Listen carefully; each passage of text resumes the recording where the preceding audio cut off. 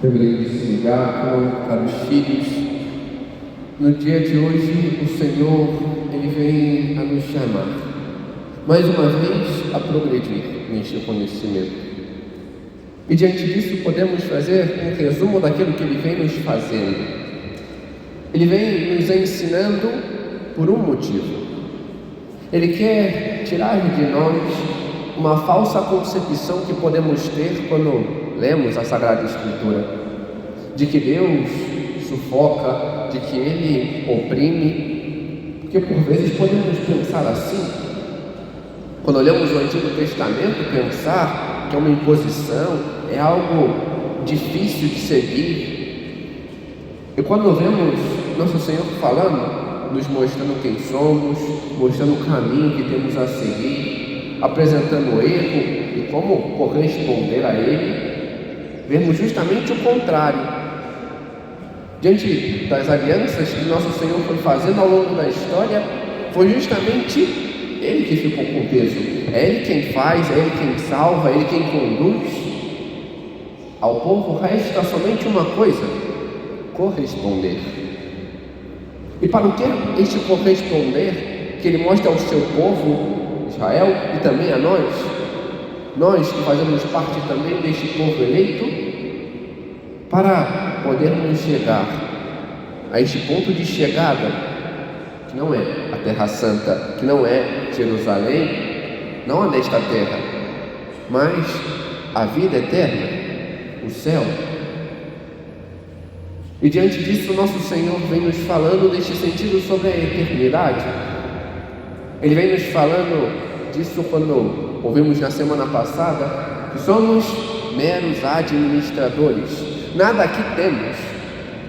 Aqui devemos somente administrar aquilo que não é nosso, aquilo que Nosso Senhor nos entrega, para que possamos então corresponder à vontade dEle. E disso tudo deveremos prestar contas do que fizemos com as graças que Nosso Senhor nos deu, do que fizemos com aquilo que o Senhor nos concedeu, todos os bens, sejam materiais ou não. Mas hoje Ele continua, e Ele, neste continuar, nos apresenta esta relação entre aquilo que fazemos nesta vida e aquilo que buscamos e teremos na eternidade. E por isso Ele nos conta esta parábola, que vendo-nos entremeios, alguns talvez sintam até certo colerizar pelos detalhes, mas o Senhor mostra-nos mais diante deste contexto. E o que Ele nos mostra? Ele nos apresenta este homem rico. E quem é este homem rico? Nosso Senhor, por vezes, já vem nos falando dele durante vários domingos, e nos manifesta isso na primeira leitura. É aquele que busca as facilidades, os prazeres, as vaidades, as coisas superficiais deste mundo. E o que ele tem por recompensa? Ele tem na eternidade aquilo que buscou nesta vida: a morte eterna, não a vida eterna. E vemos isso quando vemos os tormentos aos quais ele passa. Mas algo que é interessante é ver que dele não sabemos o nome. Por quê? Comenta São Gregório: porque Deus não conhece o nome dos soberbos, mas dos justos, daqueles que são humildes. Por isso dele sabemos primeiramente que era rico neste mundo, ou seja, que se apegava às coisas. E exatamente por isso, comenta São João Crisóstomo, ele buscou a sua morte, que ao findar do seu tempo na terra era meramente um simbolismo, porque descuidou da sua vida, da vida da alma. Já estava morto e buscou ter por recompensa isso: as angústias, as tristezas, o vazio. Exatamente isso que se tem, o qual ele já buscava. No entanto, vemos um outro personagem, Lázaro, um homem que, como ouvimos no Salmo, soube verdadeiramente elevar seu coração a Deus. E vemos isso, seja pelo seu exemplo expresso no Evangelho, de estar ali, abraçar na cruz as dificuldades, as contrariedades, como também aquilo que é manifesto na segunda leitura, as virtudes. Porque comenta o mesmo São João Crisóstomo, ele era infligido por humilhações, por desprezos, e o que fazia? Não caluniava, não reclamava, não murmurava, ao contrário, sabia se unir a Deus, sabia estar com o Senhor, sabia ofertar. E o que teve por recompensa? Ouvimos no Evangelho, fora levado pelos anjos ao seio de Abraão, que é este símbolo do céu, o lugar dos justos. Quando ouvimos uma parábola em geral, nosso Senhor sempre termina de um modo. Hoje, ele abre uma exceção, mas é bom recordar. Nosso Senhor em geral diz: quem tem ouvidos, ouça. Porque isso não é somente para aqueles daquele tempo, para aqueles que estavam ouvindo o Senhor durante o período que ele estava presente na terra, durante seu ministério público, mas para nós. Nós que temos ouvidos, devemos ouvir. Nós que temos fé, devemos crer. E por quê? Porque por vezes nós podemos ser como este homem rico. Poderíamos talvez dizer: padre, mas eu não sou rico, eu não fico fazendo festas, eu não faço isso ou aquilo.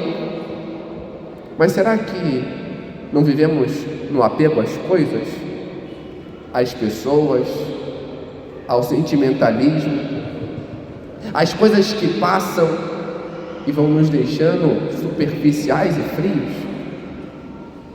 simplesmente vivendo de uma aparência, com verniz, mas tendo por dentro nada? É exatamente isto que nosso Senhor chama a atenção. Devemos ser diferentes. Não podemos viver e continuar nesta vida superficial, buscando o nada. E nosso Senhor mostra um exemplo disso. Porque diante da reclamação, do pedido daquele homem rico, de não, mas se fizer tal coisa, se mostrar, se... Nosso Senhor, por meio de Abraão, diz: se eles não ouvem Moisés e os profetas, qualquer coisa que terão não irão acreditar. Se eles não ouvem a palavra de Deus, se eles não se deixam tocar pela palavra de Deus, se eles não creem naquilo que estão lendo, aquilo que estão ouvindo, eles não têm fé. E ainda que muitas coisas se façam, não acreditam.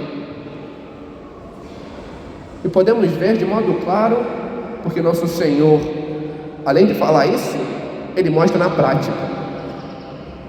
Quando vemos os evangelhos, um outro homem, de mesmo nome, Lázaro, ressuscita. E o que acontece com aqueles que se opõem ao Senhor? Continuam do mesmo modo.